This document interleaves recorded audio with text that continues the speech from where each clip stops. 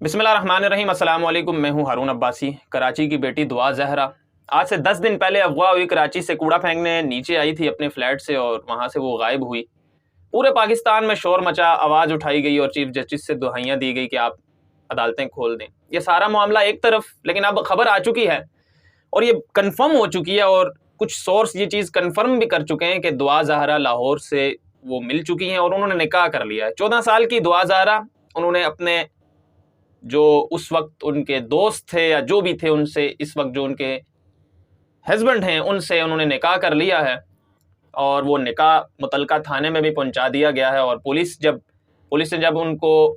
बाजियाब कराने की कोशिश की, ट्रेस करने की कोशिश की, कुछ ताने बाने जोड़े और जब पुलिस वहां तक पहुंची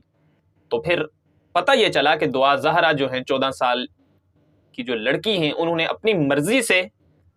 ये निकाह किया है और उन्होंने पुलिस को ये अब तक जो रिलीज नहीं हुई और उम्मीद है कुछ टाइम बाद ये वीडियो भी रिलीज कर दी जाएगी उनके वालिदैन को सारी सूरत हाल से आगाह करके, कि उन्होंने एक वीडियो मैसेज भी रिकॉर्ड किया और उन्होंने बताया कि अपनी मर्जी से उन्होंने निकाह किया है और वो इनके साथ रहना चाहती हैं हमेशा के लिए, और यानी वो अपनी खुशी से रहना चाहती हैं, उनको दबाव ना डाला जाए।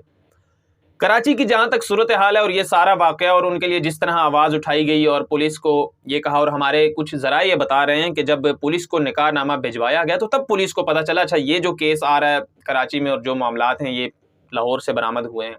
वरना पुलिस की इसमें कोई कंट्रीब्यूशन नहीं है। ठीक है, पुलिस अपना काम करती है, लेकिन पुलिस यानी मुकम्मल तौर पर कराची की सूरत हाल तक देखा जाए तो नाकाम रही। दुआ जहरा को ट्रेस करने में, उनको बाजियाब करवाने में ये बहुत अच्छा वाक़या है और बहुत अच्छी खबर ये है कि वो महफूज हैं और उन्होंने निकाह किया और ये सारी सूरत हाल है। जिस तरह भी ये सारी चीज़ें, एक तो इस तरफ भी मैं आता हूँ, लेकिन मैं आपको ये बता दूं कि कोई ऐसा जो है वो दुख पहुंचा देने वाला वाक़या नहीं फॉर्चुनेटली पेश आया, शायद क्योंकि हमारे इस मुआशरे में होता है ऐसा है कि कोई बच्ची अगर अगवा हो, कोई बच्चा अगवा हो छोटा, तो हमें उसकी लाश मिलती है, हमें उसके नाम पर भत्ता मांगने की खबरें देखने को मिलती हैं। लेकिन इस वजह से एज कम्पेयर टू इस सूरत हाल में मैं ये कह रहा हूँ कि ये सारी सिचुएशन चलो पॉजिटिव ही है, वो महफूज हैं, खुश हैं, इससे ज़्यादा और क्या चाहिए। लेकिन उनके वालिदैन का जो इम्पैक्ट अभी सामने आया है और जो एक तरफ वो सारा सूरत हाल है कि लोगों ने आवाज़ उठाई, इतना लोगों ने इमोशनल होकर इस सारे सिलसिले को बयान किया। उनके फादर ने जब कहा कि मस्जिदों में ऐलान नहीं करवाया तो उस लोगों ने उस पर भी जो है बहुत ज़्यादा एग्रेसिव होकर बात की और उनके साथ खड़े हुए। ये उनका हक था, ये फ़र्ज था, ये किसी पे भी ये सूरत हाल आ सकती है, इस पर आप साइड पर रख लें। दूसरा, उनका जो निकाह सामने आया और उन्होंने कहा कि अब वो निकाह कर लिया और लोगों को इस चीज़ की भी अब तकलीफ है कि एक ऐसा, देखें आप विक्टिम के साथ थे, आप कभी भी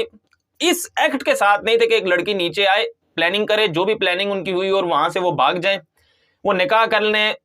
क्या उसके कॉन्सिक्वेंसेस हैं, वो किस रिजल्ट की बिना पर वो निकाह हुआ और वो किस वजह से ये सारी सूरत हाल है, ये एक तरफ रख रहे हैं। क्या उनके घर में दबाव था, किस किस्म का दबाव था, एक 14 साल की लड़की निकाह क्यों करेगी और वो क्यों इस तरह जाएगी। अगर इसको बायोलॉजिकली आप इस पर आए तो फिर ये शायद आपके समझने की बातें नहीं है, लेकिन अगर जितना मैंने ऑब्जर्व किया, क्योंकि एक बायोलॉजिकल इम्पैक्ट है, कुछ चीज़ें आपकी होना स्टार्ट हो जाती हैं, कुछ चीज़ें जो हैं वो इस कदर जो है वो एग्रेसिव लेवल पर पहुंचती हैं, फिर आप ये चीज़ें कर चुके होते हैं, फिर आपकी ये मजबूरी बन जाती है, फिर आपको कुछ समझ नहीं आता, चाहे वो लड़का हो या लड़की हो। अल्लाह ताला की सब पर रहमत हो, सबको इस चीज़ से बचना चाहिए और अल्लाह ताला सबको महफूज रखें। लेकिन जब जो इंसान इसमें इस दलदल में छलांग मार लेता है तो फिर वो इससे बड़े बड़े इकदाम करता है, यानी ये तो उसके लिए नॉर्मल होता है। और देखा अगर ये जाए कि पाकिस्तान के कानून के मुताबिक, पाकिस्तान के कानून की आपके सामने अगर मैं बात करूं तो 18 साल से कम की जो लड़की का जो निकाह होगा, जो यूनियन काउंसिल में रजिस्टर्ड होगा, वो रजिस्टर्ड होगा ही नहीं, यानी वो इलीगल है। अंडर एज जो केसेस आते हैं और ज़बरदस्ती के मामला, जिस तरह ये वालिदैन की रजामंदी के अलावा की मैं बात कर रहा हूँ, हमारे यहाँ ये चीज़ तस्लीम की जाती है कि जो अंडर 18 लड़कियाँ होती हैं, वालिदैन की सरपरस्ती में जिनके निकाह होते हैं और शादियाँ होती हैं, वो लीगलाइज कर ली जाती हैं, यानी उनको लीगल ही माना जाता है। आप जो ये कि उसके लिए ये ज़रूरी है कि कोई ज़्यादती ना हो रही हो, कोई हुकूकुल जो इबाद हैं और इंसानी हुकूक की तौहीन ना हो रही हो, यानी ये ना हो कि 8-9 साल की बच्ची का निकाह कर दिया जाए और 12 साल, यानी एक बच्ची सेक्सुअल बालिग ही नहीं है, बायोलॉजिकली बालिग ही नहीं है और उसको आप निकाह कर दें, ये चीज़ गलत है, ये पाकिस्तान के कानून के खिलाफ है। लेकिन अगर सरपरस्ती में वालिदैन की निकाह होता है और बच्ची अगर बालिग है और उस अंडर एज है, अंडर 18 है तो फिर वो उसको तस्लीम कर लिया जाता है, लेकिन कानून नहीं है, कानून के ये खिलाफ है फिर भी पाकिस्तान का कानून। लेकिन कुछ केसेस में ये चीज़ें मान ली जाती हैं और इनको चैलेंज नहीं किया जा सकता किसी भी कोर्ट में, इसलिए क्योंकि ये फिर वालिदैन की सरपरस्ती में आ जाती हैं चीज़ें। अच्छा, दूसरी चीज़ ये कि ये जो खुद साख्ता तौर पर शादियां और निकाह, जिस तरह वालिदैन की सरपरस्ती जिसमें शामिल नहीं है, इसमें 18 साल से जो उम्र बड़ी है, चाहे वो लड़का हो लड़की हो, उसके लिए तो ठीक है, पाकिस्तान का कानून है। अगर आप ये अफगाह के केस जब आते हैं कि बाद में जब निकाह नामा सामने जो दर्ज करवाया वो सामने ले आते हैं, तो फिर वो मियाँ बीवी तस्वुर हो जाते हैं, तो फिर उस पर जो है वो चीज़ें लागू नहीं आती, यानी वो अफगाह की दिफात और दूसरी दिफात लागू नहीं आती। लेकिन इस सारी सूरत हाल में वो दिफात शायद उस तरह से लागू ना भी आए, क्योंकि अब निकाह उनका हो चुका है, तो वो बताएंगे कि भाई, लड़का भी बताएगा कि मैंने तो निकाह किया और सारी चीज़ें होंगी, और लड़की ये बयान दे रही है कि मैं अफगान नहीं हूँ, लेकिन अंडर एज होने की वजह से वो बहुत बुरा फंस भी सकते हैं, क्योंकि पाकिस्तान का कानून नहीं है। हाँ, अगर वालिदैन की सरपरस्ती शामिल हो जाए और वो चीज़ें खुद सेटल कर लें तो फिर एक अलग बात है, लेकिन ये कानून नहीं है कि अगर अंडर एज कोई लड़की है उसको आप यूं घर से ले जाएं और उसकी रजामंदी होने के बावजूद भी आप फंसेंगे अगर आप अंडर 18 नहीं है। तो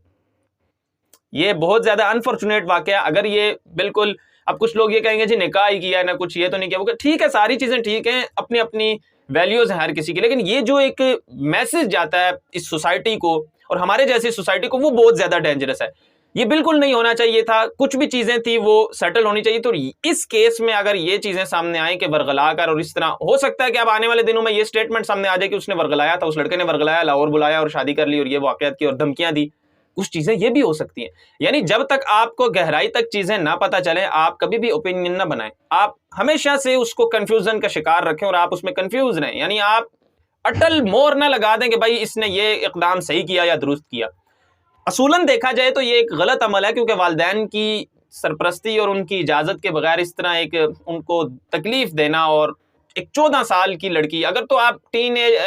अंडर एज नहीं है, कोई इस तरह की चीजें सामने आती तो वो इतने ज्यादा तकलीफ दे नहीं होती। अंडर एज होकर भी इस तरह की चीजें सामने आना वो ज्यादा तकलीफ दे, खासतौर पर वालिदैन के लिए। अब इस सारी सूरत हाल में ये सिलसिला और ये पंडोरा बॉक्स तो क्लोज हो चुका है और चीजें सामने आ चुकी हैं और पूरी कौम इमोशनल थी, वो उनका हक था। और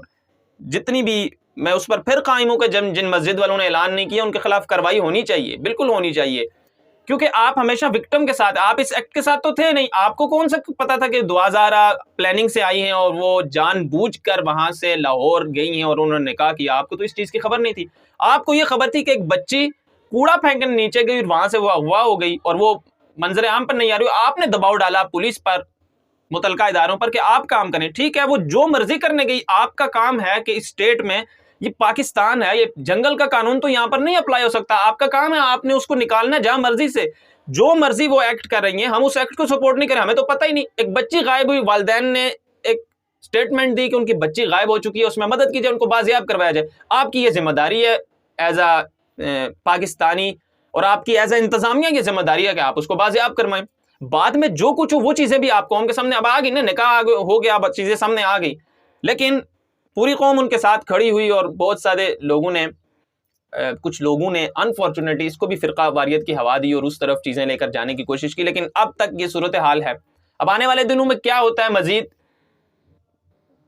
क्या इसके लीगल पॉइंट्स हैं, ये तो फिर अब आने वाले दिनों में जब ये अगर कोर्ट में मामलात जाते हैं तो फिर ही देखने को मिलेगा। अभी तक यही कंफर्म है कि उन्होंने निकाह किया और अपनी रजामंदी से किया है।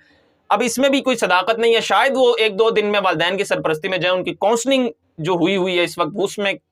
उसका असर खत्म हो, तो शायद वो कह दें कि इन्होंने मुझे टॉर्चर किया, इन्होंने मुझे हिप्नोटाइज किया और इन्होंने जबरदस्ती निकाह किया। तो कुछ चीजें अभी सामने आना बाकी हैं। अभी तक के लिए यही अपडेट है कि उन्होंने निकाह कर लिया और वो खैरियत से हैं और वो बाजियाब हो चुकी हैं। मुझे इजाजत दीजिएगा। अल्लाह हाफिज।